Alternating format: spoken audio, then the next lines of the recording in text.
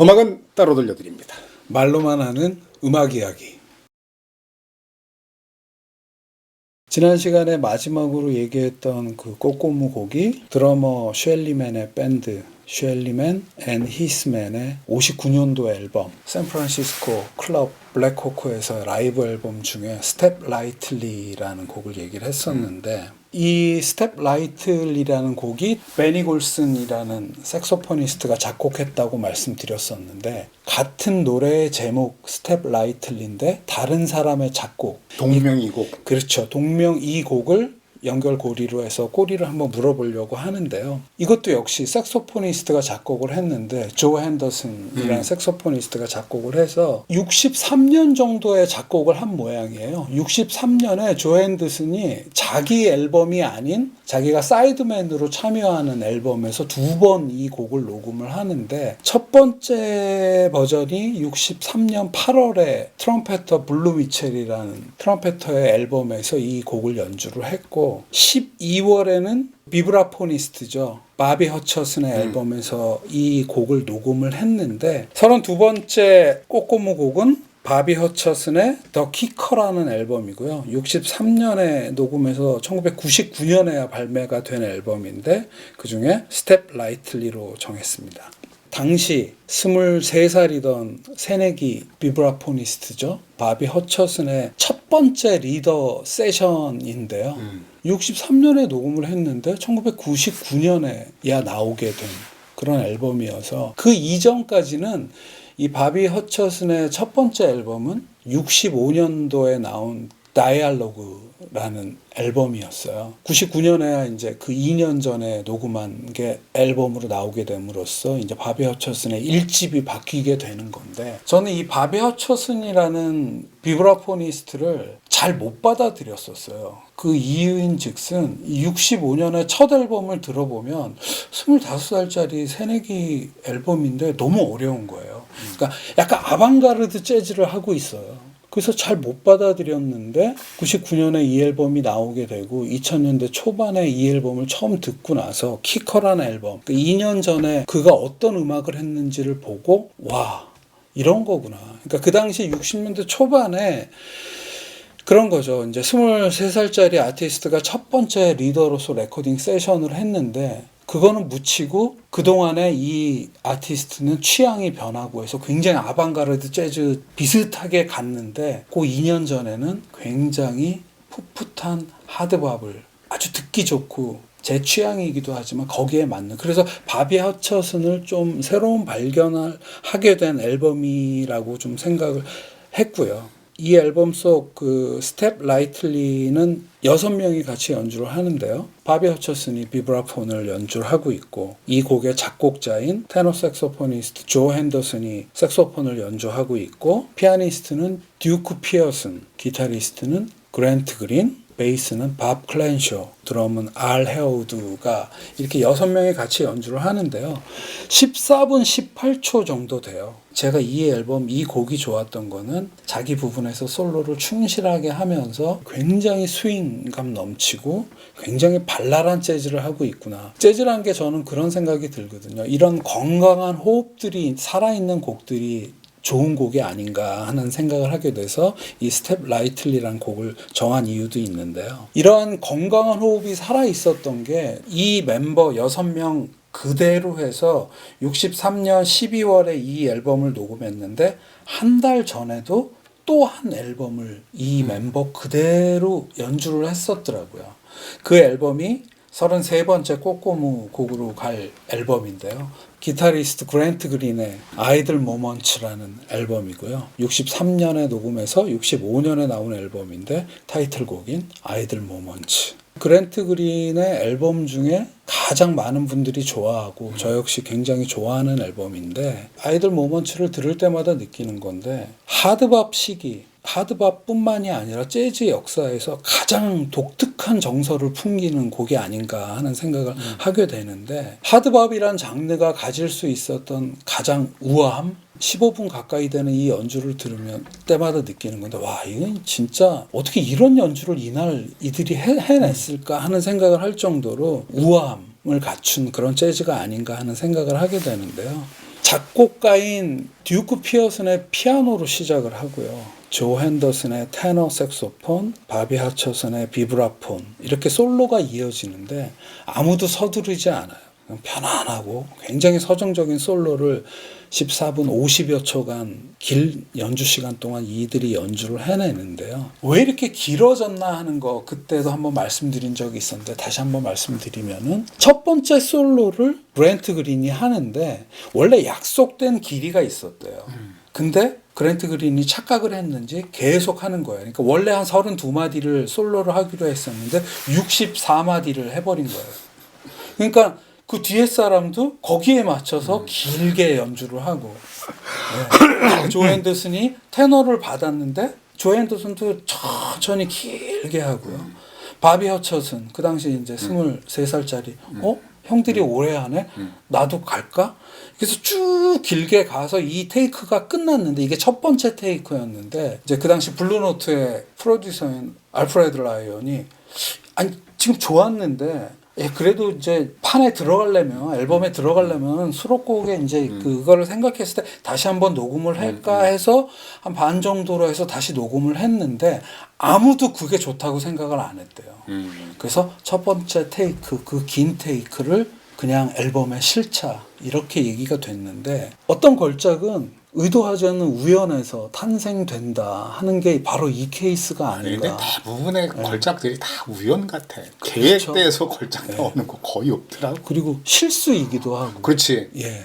실수, 돌연변이. 그렇죠.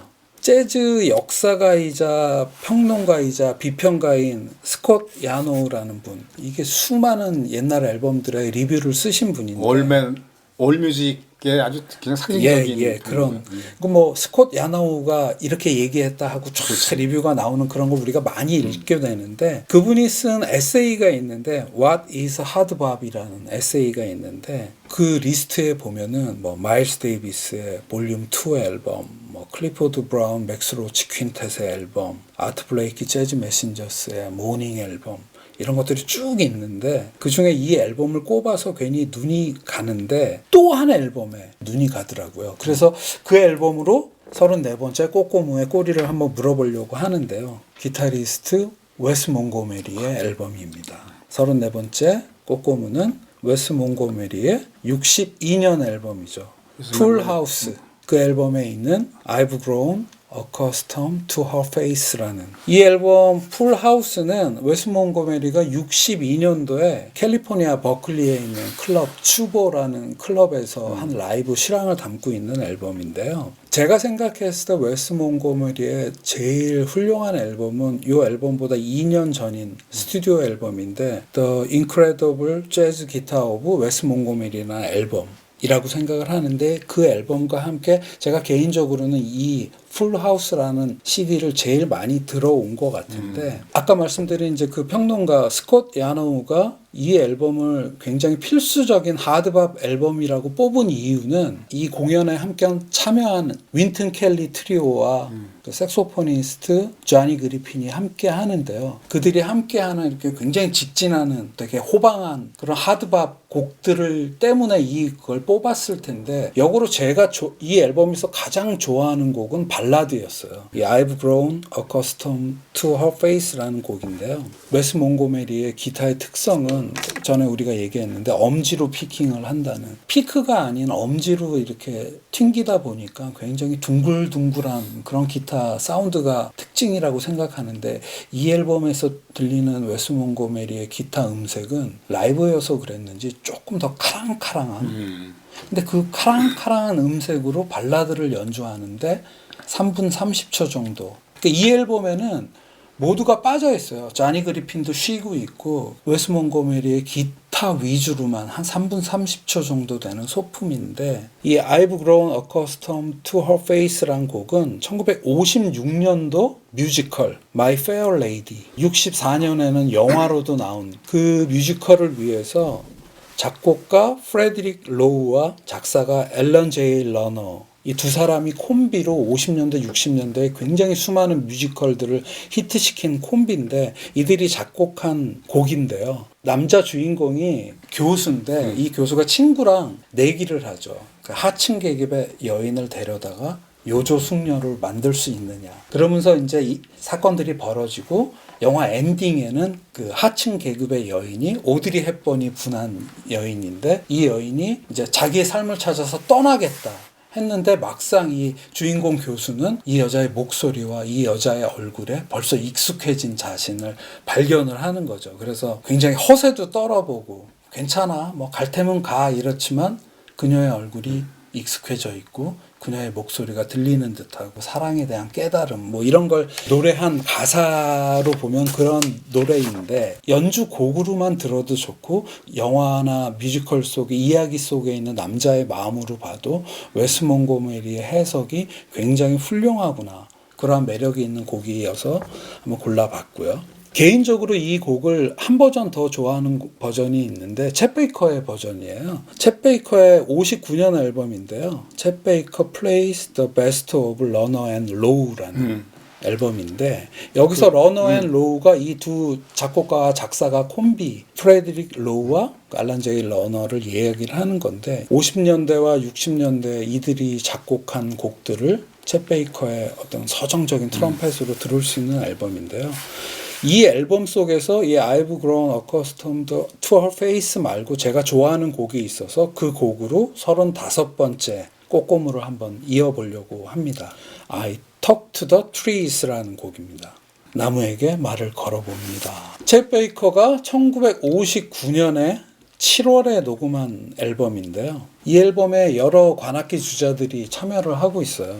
허비맨 플룻 불고 있고 주트 심스가 테너 색소폰을 불고 있고 페퍼 아담스가 바리톤 색소폰을 연주를 하고 있는데 다른 관악기 주자들과 챗 베이커의 트럼펫이 굉장히 아주 좋은 앙상블을 이루고 있고 챗 베이커의 다른 앨범과는 분위기가 아주 사뭇 다른 굉장히 서정적인 연주들이 제가 생각했을 때 이 앨범의 컨셉은 우리가 잘 알고 있는 이 두 작곡가 작사가의 곡들을 우리가 조금 더 서정적으로 더 몽환적으로 연주하는 게 어때 하는 그런 컨셉이 아니었을까 하는데 I Talk to the Trees라는 앨범 이 곡은요. 이 두 작사가가 51년도 뮤지컬 Paint Your Wagon이라는 뮤지컬에 쓰이려고 만드는 곡인데 이번에 보니까 가사가 참 아름답더라고요. 가사를 한번 제가 읽어드릴게요. 나무에게 말을 걸어봅니다. 근데 내 말을 듣지 않네요. 별들에게 말을 걸어봅니다. 역시 듣지 않네요. 산들바람은 멈춰서서 내 말을 들어줄 시간이 없어 보이고요. 그런데 갑자기 내 말이 누군가 당신의 귀에 마음에 가서 닿았습니다. 당신에게 나의 꿈을 말합니다. 당신이 그 말을 들어주면 갑자기 그 꿈이 이루어지는 걸 나는 봅니다. 나의 모든 걸 당신에게 얘기하고 싶어요. 영화 주인공은 클린트 이스트우드예요. 이게 69년에 영화로도 만들어졌죠. 영화에서 클린트 이스트우드가 부른 노래가 부르죠. 있는데 이렇게 클린트 숲을 걸으면서 이스트우드가 재즈 매니어로 재즈를 위해서 귀한 건 좋은데 노래는 좀 아니더라고요. 네. 왠지 잘 안 어울려요. 네. 그래서 이런 곡들이 그때 51년도 뮤지컬에서는 어떻게 쓰였는지 우리가 알 수가 없는데 이런 연주자들의 해석으로 인해서 들으니까 챗 베이커와 관악기 주자들의 연주를 통해서 듣는 이 곡은 노래 가사 속에도 있는데 굉장히 외로운데 내 말을 들어주는 사랑하는 사람을 만나서 그에게 모든 걸 얘기하고 싶은 그런 마음을 연주하는 이들의 연주가 위로와 응원이 되지 않나. 챗 베이커는 사랑하지 않을 수가 없는 뮤지션이다. 재즈계 최고의 악동이라는 이야기를 듣지만 음악만큼은 굉장히 아름다운 그런 챗 베이커의 I Talk to the Trees를 35번째로 마감하며 오늘 시간은 여기서 마치겠습니다. 네! 감사합니다.